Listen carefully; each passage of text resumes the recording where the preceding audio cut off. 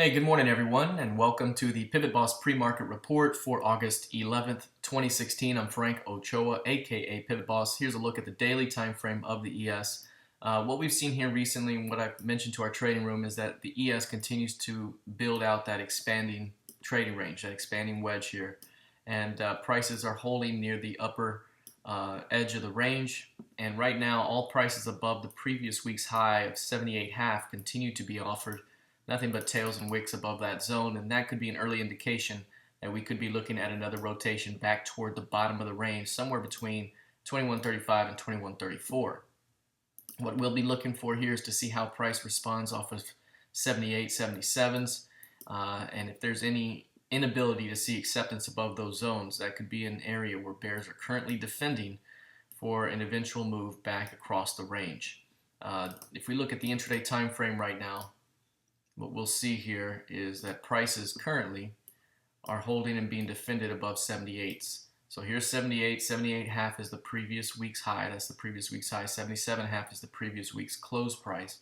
And you can see that both rotations into the zone overnight pre-market here have been offered and defended. That will likely continue to be the case, but if prices can get a push through and acceptance above that zone, there could be an opportunity to see a move into 85 and perhaps 87.75, but right now that could be far and away,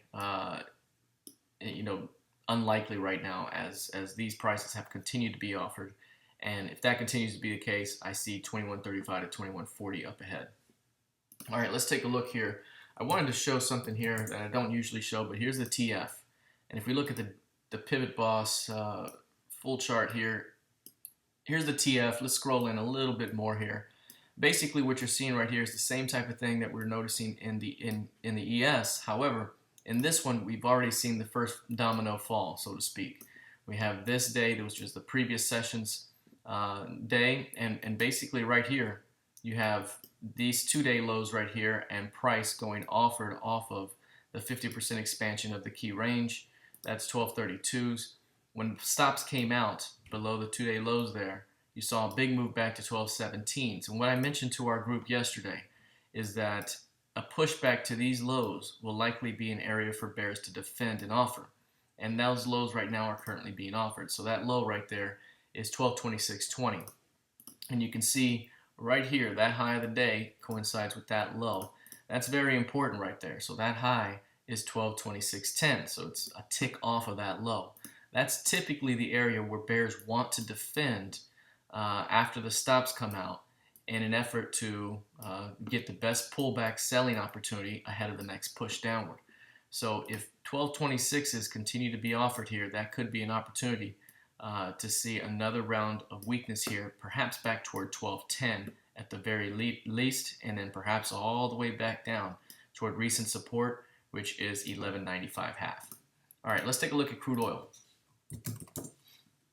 Here's crude oil. The stops really came out of this one. What we were looking for with crude oil was some sort of pullback to lead to a selling opportunity.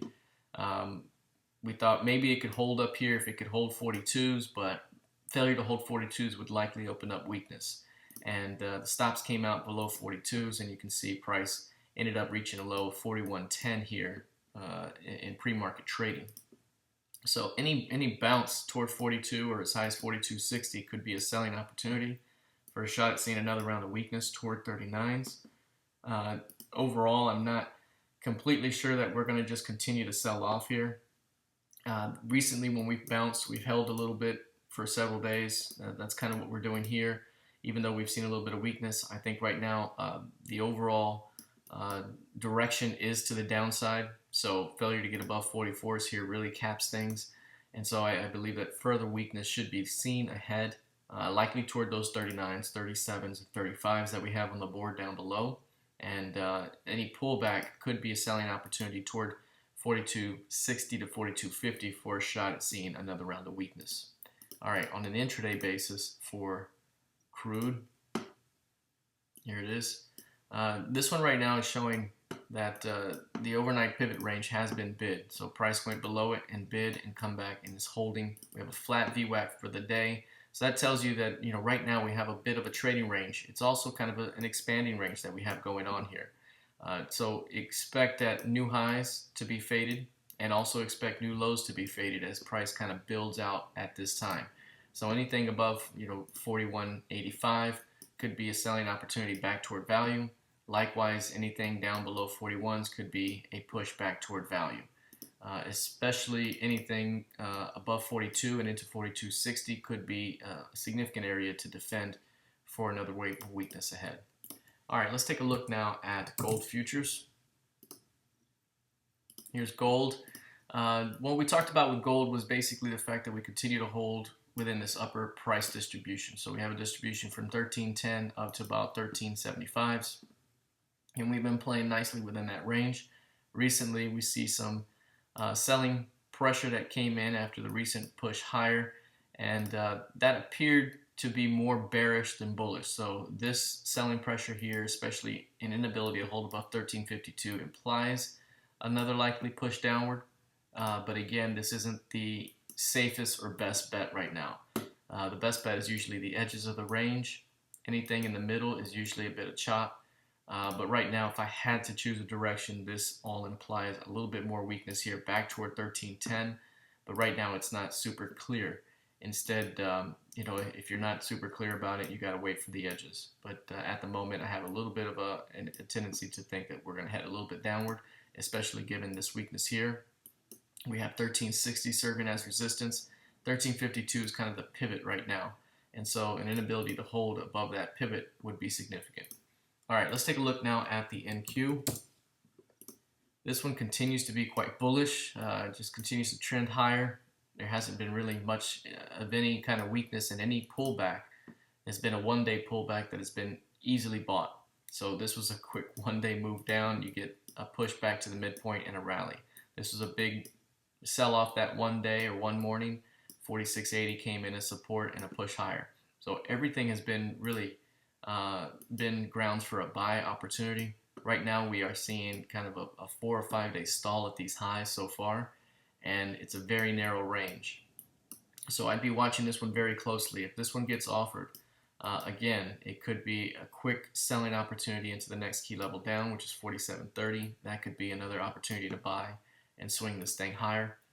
Pay attention to which edge gets violated first. If price pushes to these highs and fails to hold above 4,800 and drops back below it, that could be an opportunity to see another swing move downward. So keep an eye on this as we move forward. Now looking at the intraday time frame. Here's the intraday.